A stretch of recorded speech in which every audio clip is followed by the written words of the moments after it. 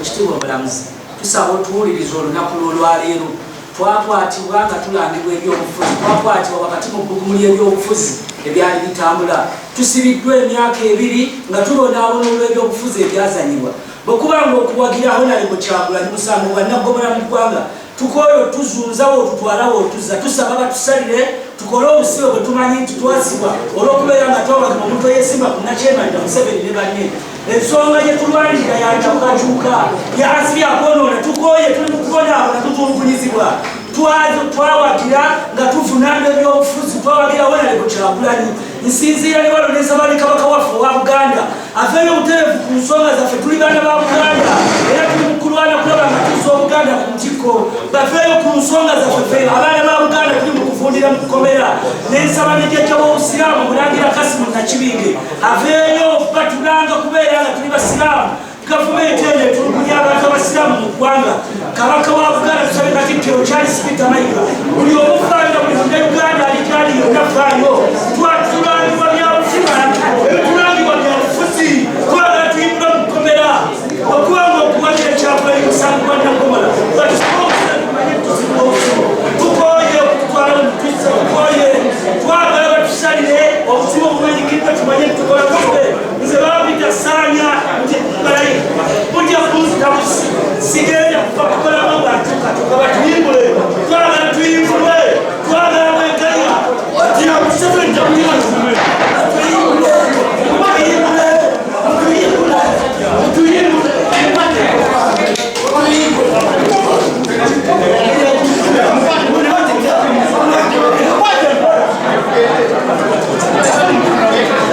أعوذ بالله من الشيطان الرجيم بسم الله الرحمن الرحيم السلام عليكم ورحمة الله وبركاته Nze Haji Kaboggoza omusomi w'edduwa ntereeza ensonga z'amaka ebyenfuna n'endwadde ezitategeerekeka. Haji Kaboggoza omusomi w'edduwa nsiŋŋaanibwa Ekitigoma ku lw'Ejjinja. Bw'obanga otuuse Ekitigoma mu ttawuni ku siteegi osobola okuba ku nnamba z'essimu ezo z'olaba zitambula. Gwe wenna ali ewala oyinza okuyita ku mukutu gwaffe ogwa WhatsApp ku layini eyo eya MTN obudde bwonna mbeerako.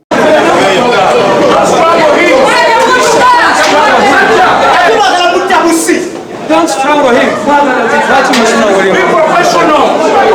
Be professional. Handle a man with care. You can't do that.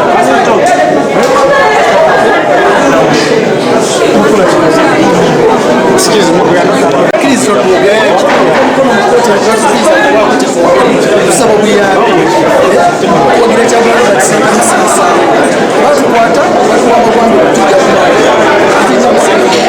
know that.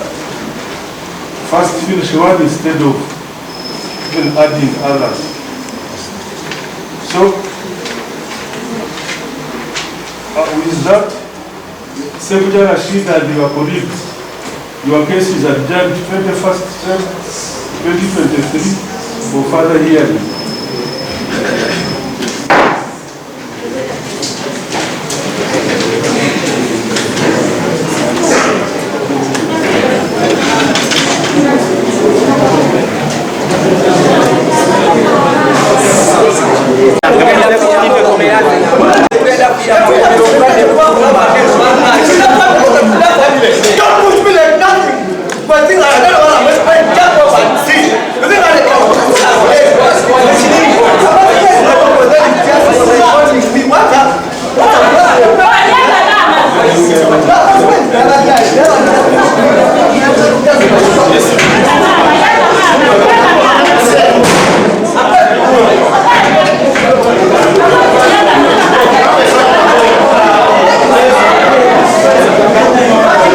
Lero biraga obulumi abantu baffe bwe bagenda bwe bayiseemu lino ebbanga lyonna. Abantu bano be mulaba bali 32 naye abawagizi baffe abakyali mu makomera abalala nga tetumanyiwa gye bali baliyo mu 100. Abamu nga bwe tubadde tubategeeza tetumanyi wa gye bali up to now family zaabwe zibanoonya naffe tubanoonya tetumanyiwa gye bali. So bino bye mulabye bano abasibe okuva mu mbeera n'okwevaamu kiraga depression gye bayitamu, kiraga situation Museveni n'abantu be gy'abatuusizaako okwata bano abaana n'obasiba nga balina families mubalabe abakyala abali bano abazadde baabwe abakyala baabwe abaana baabwe embeera gye batambuliramu mugiraba. So batuuse time y'okwekyawa batuuse ekiseera ne beekyawa kubanga tubadde nga tujja wano mu kooti eno nga bwe mumanyi bwe tujja weekend batugamba mukomewo ne bwe tubadde twapplyingira bail application last time twapplyinga ne batugamba abakulembeze tebasobola kumala okuyimirira abo abantu ne bagamba mulete family zaabwe ne tuleeta family zaabwe bano abasajja batalina ensonyi ne bagamba nti abazadde b'abana abantu n'abakyala bonna aba family members baali tebali substantial sureties era ne tuddamu okuapplyinga. So bino byonna byonna biraga embeera gye tugenda mu maaso n'okuyitamu. It is not prosecution, it is persecution of our people. Abantu baffe tulugunyizibwa mu mbeera eyo, so si kubawozesa kubanga singa kyali kyakubawozesa bali badde baleetadde obujulizi obalumiriza oba obujulizi bali badde babuleeta dda kubanga kati bano abantu bawezeza ebbanga abamu babaddemu actually more than 2 years mukomera nga tebawozesebwa kubanga obujulizi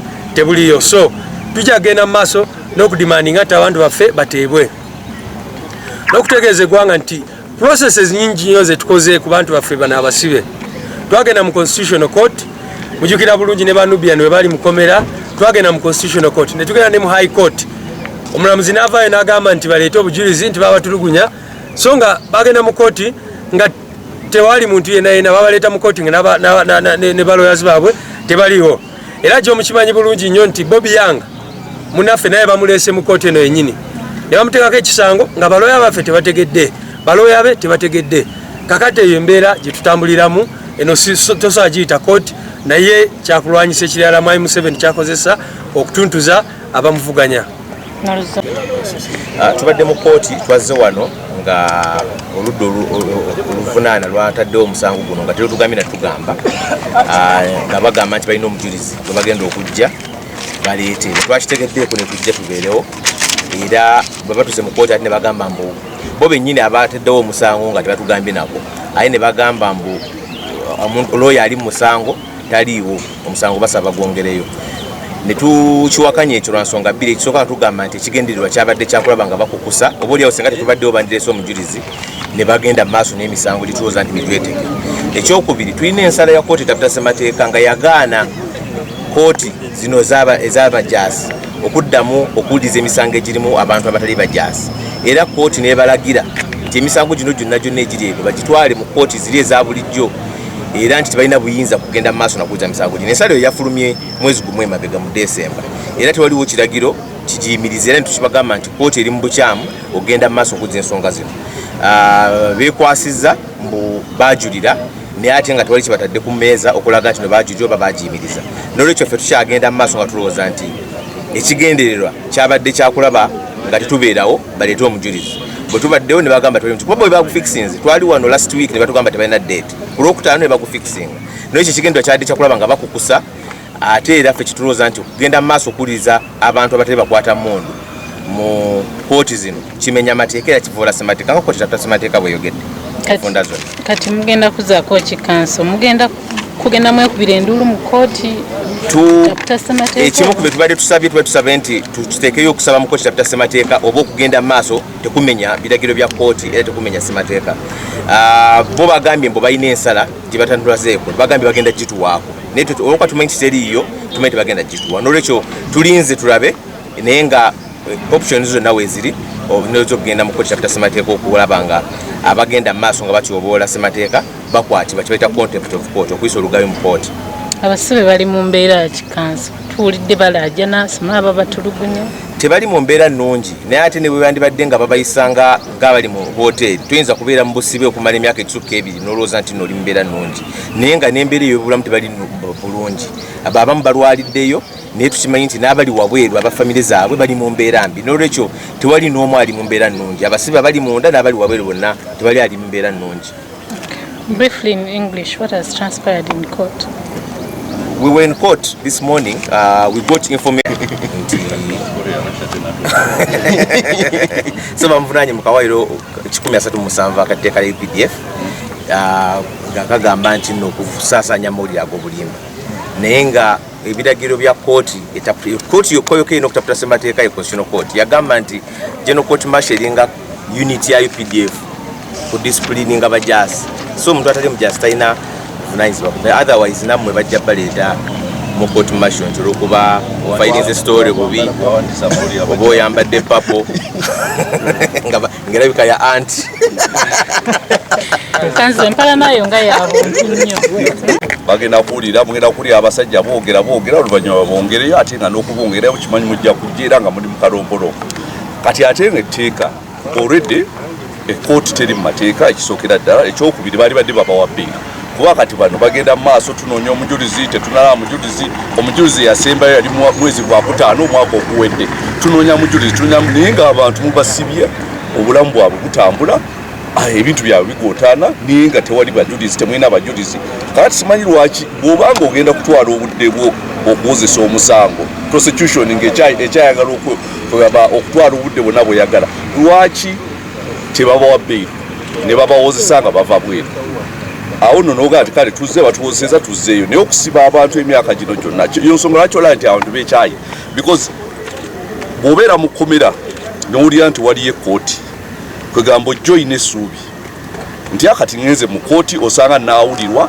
oba oli awo banansalira kubanga teri kibi nga kukola busibe nga tomanyi bbanga lyabwo kubanga obeera awo ng'olaba abantu nti obwange buweddeko enkya banta ye n'agenda naye nga gwe tomanyi ddiru bakuta tolina busibe bw'omanyi nti bansalira kino ensonga lwaki omwana ayogedde newankubadde akikoze mu ngeri y'amaanyi nnyo naye ayogedde naga mutusalire tumanye nti gino gy'emyaka gyetugenda okubeerayo oba emyezi bwemumala tusalira then tujja kulinda tumanye nti gino bwe ginaggwayo nga tugenda eka naye okwewuuba oli mu kooti ozzeeyo tomanyi tebannakusalira tebagenda kukusalira n'ogujja tebajja kukusalira ekyo kyekisingira ddala okuluma kati n'olwensonga eyo kati bano okusinga okwebwalabwala baba bali balina omusango gwe bakoze babasalire bamanye tugenda kukola obusibe bwenkana wano babukole babumale naye kati myaka ebiri bali awo beetoolera mu makooti kati essuubi lyonna omala okujja mu kooti omulundi ogusooka ogwokubiri ogwokusatu ekiddamu ng'ogwamu essuubi ng'onyiiga kati kyemulabye wano kayanzesa I knew prior to this matter, I knew about the hearing. And my Lord, I think I had to make the record clear how the record would reflect me as an irresponsible counsel and careless in handling this matter. I thought to, my Lord, in addition to what my learned friend Ms. Ausisi said, it does not matter whether the Attorney General appealed against the decision in the Honorable Kawa's group against the Attorney General. Because if this court agrees with that proposition, it would have made a proposition that is absurd, because it would imply that if I win a case and I appeal, anything that has similar principles in that case has been stayed, because the other decision was stayed by a certain party who was affected. And that's what, my Lord, we think it is important that before we continue with the proceedings, this court first determines, do we have the right, do we have the authority, are we empowered by the law to continue with the criminal proceedings in view of the decision of the Constitutional Court? Because if it had been the High Court, my Lord, the argument from the other side would be that we have the same jurisdictional powers. But this is the Constitutional Court. And my Lord, in the event this court has problems, maybe we should refer the matter to the Constitutional Court. It interprets it, and we settle the case. So pray.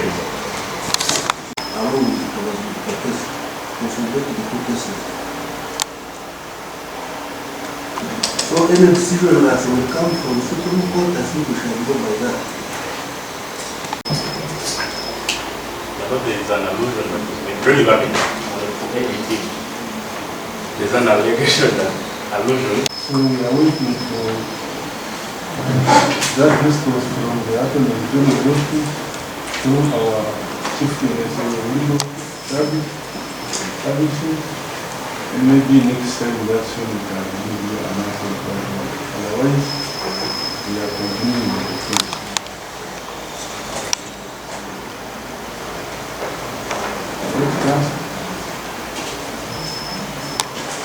Well, Mr. Chairman, like the learned JA said, we would gladly benefit, because all my colleagues don't have a copy, would gladly benefit from that order, such that we are not held in contempt, all of us, including my brother, the JA.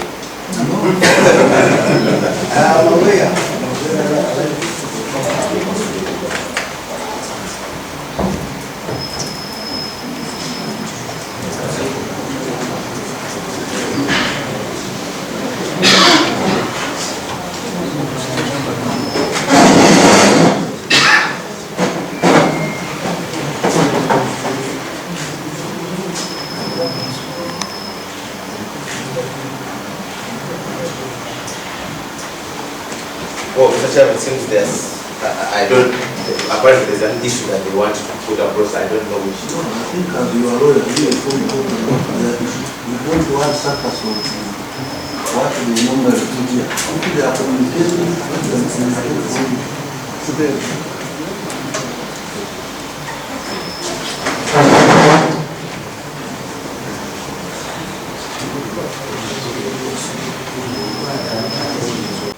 concern and the rigidity structure. If what is the issue with the issue is actually limited. Is admitted on his side to try his process. But the good thing he has committed himself that he's going to give you that information. Along with the case, consolidating the two cases. So any decision that will come from Supreme Court, I think we shall go by that. Mr. Chairman, our position was, because there is no stay of these orders, which were as fresh as 6 weeks ago. And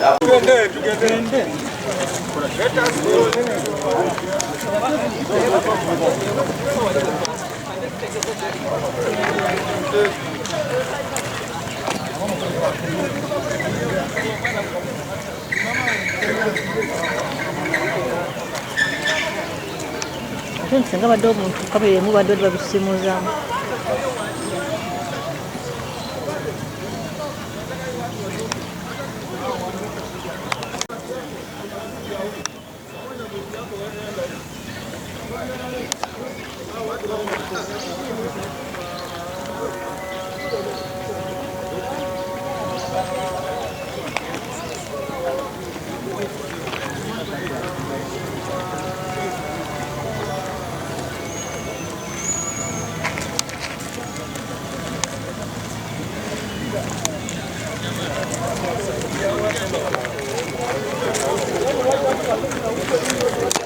أعوذ بالله من الشيطان الرجيم بسم الله الرحمن الرحيم السلام عليكم ورحمة الله وبركاته. Nze Haji Kaboggoza omusomi w'edduwa ntereeza ensonga z'amaka ebyenfuna n'endwadde ezitategeerekeka. Haji Kaboggoza omusomi w'edduwa nsiŋŋaanibwa ekitigoma ku lw'ejjinja. Bw'obanga otuuse ekitigoma mu ttawuni ku siteegi osobola okuba ku nnamba z'essimu ezo z'olaba zitambula. Gwe wenna ali ewala oyinza okuyita ku mukutu gwaffe ogwa WhatsApp ku layini eyo eya MTN obudde bwonna mbeerako.